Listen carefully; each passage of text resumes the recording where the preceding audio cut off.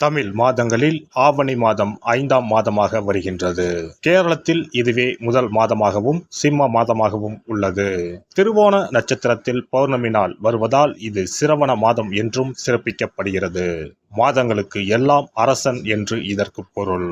சிங்க மாதம், வேங்கை மாதம் என்ற பெயர்களும் ஆவணி மாதத்திற்கு உண்டு.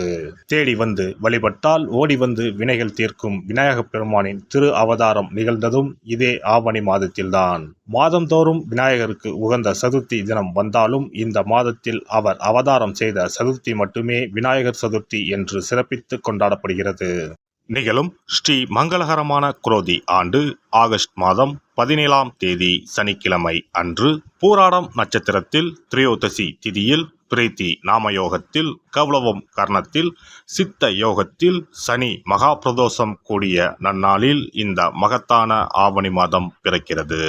ஆவணி மாத கிரக நிலைகளை பார்க்கும் போது ரிஷப ராசியில் குரு பகவானும் செவ்வாய் பகவானும், கடக ராசியில் புதன் பகவானும், சிம்ம ராசியில் சூரிய பகவானும் சுக்கிர பகவானும் உள்ளனர். கன்னி ராசியில் கேது பகவானின் சஞ்சாரம் உள்ளது. கும்ப ராசியில் சனி பகவான் வக்ரத்தில் உள்ளார். ராகு பகவான் மீனராசி பயணம் செய்கிறார். இந்த மாதம் கிரகங்களின் பெயர்ச்சி என எடுத்துக்கொண்டால் ஆவணி மாதம் 10ஆம் தேதி செவ்வாய் பகவான் ரிஷப ராசியில் இருந்து மிதுன ராசிக்கும், சுக்கிர பகவான் சிம்ம ராசியில் இருந்து கன்னி ராசிக்கும் பெயர்ச்சி அடைகின்றனர். ஆவணி மாதம் 15ஆம் தேதி புதன் பகவான் கடகராசியில் இருந்து சிம்ம ராசிக்கு இடப்பெயர்ச்சி அடைகின்றார். இந்த கிரகங்களின் பெயர்ச்சி மற்றும் சிம்மத்தில் இணையும் சூரியன் புதன், கன்னி ராசியில் இணையும் கேது சுக்கிரன் ஆகிய கிரகங்களால் இந்த ஆவணி மாதத்தில் உங்கள் ராசிக்கு உண்டாகும் சுப பலன்கள் என்ன என்பதனையும், அசுப பலன் ஏற்படுமாயின் ராசிக்காரர்கள் செய்ய வேண்டிய பரிகாரம் என்ன, வழிபட வேண்டிய தெய்வம் யார் என்பதனை பற்றி விரிவாக காண்போம். உங்கள் வாழ்வில் வளமும் நலமும் செல்வ செழிப்பும் பெற்று வாழ்வில் உயரிய நிலையை அடைய எல்லாம் வல்ல எம்பெருமானை வேண்டி விரும்பி கேட்டுக்கொள்கிறேன். ரிஷபராசி அன்பர்களே, இந்த மாதம் நினைத்த காரியத்தை செய்து முடிக்கும் சூழ்நிலை உருவாகும். பண வசதி கூடும், தெய்வ சிந்தனை அதிகரிக்கும், வாழ்க்கையில் இருந்த அதிருப்தி நீங்கி பிடிப்பு உண்டாகும்.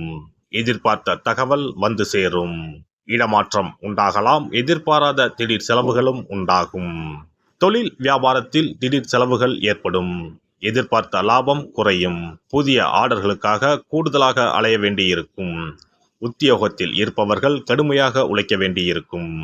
குடும்பத்தில் அடுத்தவர்களால் திடீர் பிரச்சனைகள் தலை தூக்கலாம். உங்களது கருத்துக்கு மாற்று கருத்து உண்டாகலாம். கணவன் மனைவிக்கு இடையே மனம் விட்டு பேசுவது நன்மை தரும். பிள்ளைகளிடம் கவனமாக பேசுவது நல்லது. பெண்களை பொறுத்தவரை மனதில் இருந்த சோர்வு நீங்கி உற்சாகம் உண்டாகும். எதிர்பார்த்த தகவல் சாதகமாக வந்து சேரும். பணவரத்து கூடும். மாணவர்களுக்கு கல்வியில் முன்னேற்றம் காண்பதில் ஆர்வம் உண்டாகும். மனதில் உற்சாகம் ஏற்படும். நட்சத்திர பலன்கள். கார்த்திகை நட்சத்திரம். இந்த மாதம் கடந்த காலத்தில் உங்களை விட்டு சென்றவர்கள் விரும்பி வந்து சேர்வார்கள். உறவு பலப்படும். தொலைபேசி தொடர்பு மூலமாக சிலர் புதிய தொழில் ஒப்பந்தங்களை ஏற்படுத்தி லாபம் தேடும் முயற்சியில் ஈடுபடலாம். குடும்பத்தில் மகிழ்ச்சிக்கு குறைவு இருக்காது. சுப நிகழ்ச்சிகள் இடம்பெறும். ரோஹிணி நட்சத்திரம். இந்த மாதம் சில அத்தியாவசிய தேவைகளுக்கு செலவு செய்ய பண பற்றாக்குறையை சந்திக்க நேரலாம். ஒரு பிரச்சனை முடிந்ததும் இன்னொரு பிரச்சனை உருவாகலாம். ஆனாலும் மகிழ்ச்சியாக இருப்பீர்கள். உங்கள் பிரச்சனைகள் எவ்வளவு இருந்தாலும் தோல்வியும் தோய்வும் இல்லாமல் சமாளித்து ஜெயிக்கலாம். மிருகசிரிசம் நட்சத்திரம். இந்த மாதம் எடுத்த காரியங்களில் உடனே வெற்றி ஏற்படும். சில காரியங்களில் தாமதமாக வெற்றி ஏற்படும். உங்கள் விடாமுயற்சிதான் உங்களுக்கு வெற்றியை தேடித்தரும். பழகும் நண்பர்களை எடை போட முடியாது. வெளுத்தது எல்லாம் பால் என்று நம்பும் உங்கள் பெருந்தன்மையை கொஞ்சம் ஒதுக்கி வைக்கவும். கனகதாரா சோஸ்திரம் பாராயணம் செய்து வர பண தட்டுப்பாடு நீங்கும். குடும்பத்தில் மகிழ்ச்சியான நிலை உண்டாகும். சிறப்பு பரிகாரம். சொந்த வீடு அமைவதற்கு ஆன்மீக பரிகாரம். சொந்த வீடு கனவு நிறைவேற வேண்டும் என்பதற்காக எத்தனையோ கோவிலுக்கு சென்று எத்தனையோ பூஜை வழிபாடு என செய்தும் ஒன்றும் நடக்கவில்லை என்பவர்கள் வீட்டிலேயே இந்த எளிய பரிகாரத்தை செய்து வந்தால் நல்ல பலன் கிடைக்கும். எளிமையான இந்த 2 பரிகாரங்களை செய்து வந்தால் விரைவில் சொந்த வீடு யோகம் அமையும். அதனால் நம்பிக்கையுடன் இந்த சக்தி வாய்ந்த வழிபாட்டை செய்து வரவும். எவ்வளவுதான் சொத்து பணம் இருந்தாலும் நமக்கென்று ஒரு வீடு இல்லை என்றால் அது மனக்குறையாகவே இருக்கும். சொந்த வீடு வாங்க முடியவில்லையே என்பது பலரின் ஏக்கமாகவும் கனவாகவும் இருந்து வருகிறது. சொந்த வீடு வாங்க வேண்டும், வாங்கிய இடத்தில் விரைவில் வீடு கட்ட வேண்டும், ஏற்கனவே துவங்கியிருந்த வீட்டின் பணிகளை பணப்பற்றாக்குறையால் கட்டி முடிக்க முடியவில்லையே என்ற கவலையில் இருப்பவர்கள் ஏராளம். இப்படிப்பட்டவர்கள் வீட்டிலேயே எளிமையான 2 பரிகாரங்களை தொடர்ந்து செய்து வந்தாலே போதும். சொந்த வீடு வாங்க வேண்டும் என்று நினைப்பவர்கள், அதற்கான முயற்சியில் ஈடுபட்டிருப்பவர்கள் ஒரு சிறிய அகல் விளக்கில் விளக்கெண்ணெய் ஊற்றி தீபம் ஏற்ற வேண்டும். மகா விஷ்ணுவின் அவதாரங்களில் ஒன்றான வாமனரை மனதில் நினைத்து சொந்த வீடு அமைய வேண்டும் என்று பிரார்த்தனை செய்து கொண்டு மாதந்தோறும் வரும் திருவோண நட்சத்திரத்தன்று வீட்டின் அக்னி மூலையான தென்மேற்கு மூலையில் இந்த விளக்கை ஏற்றி வைக்க வேண்டும். அக்னி திசை என்பது மண்ணுக்குரிய திசையாகும். அதாவது அங்காரகன் எனப்படும் செவ்வாய் பகவானுக்கு உரிய திசை இதுவாகும்.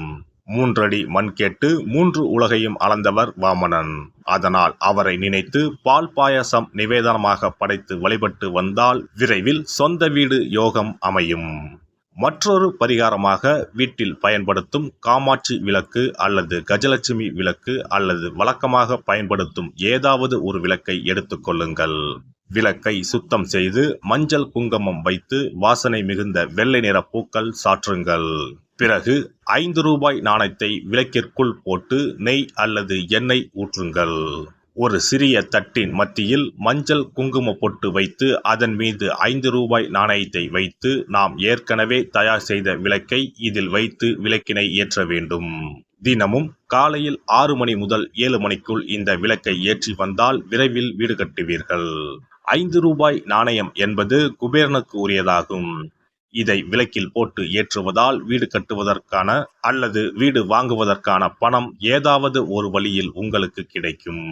காலை 6 மணி முதல் 7 மணி வரையிலான நேரம் என்பது ஞாயிற்றுக்கிழமையில் சூரியன், திங்கள் கிழமையில் சந்திரன், செவ்வாய்க்கிழமையில் செவ்வாய், புதன்கிழமையில் புதன், வியாழக்கிழமையில் குரு, வெள்ளிக்கிழமையில் சுக்கிரன், சனிக்கிழமையில் சனி என நவக்கிரகங்களில் பாவ கிரகங்களான ராகு கேதுவை தவிர்த்து மற்ற 7 கிரகங்களையும் குறிக்கும் ஹோரை நேரமாகும்.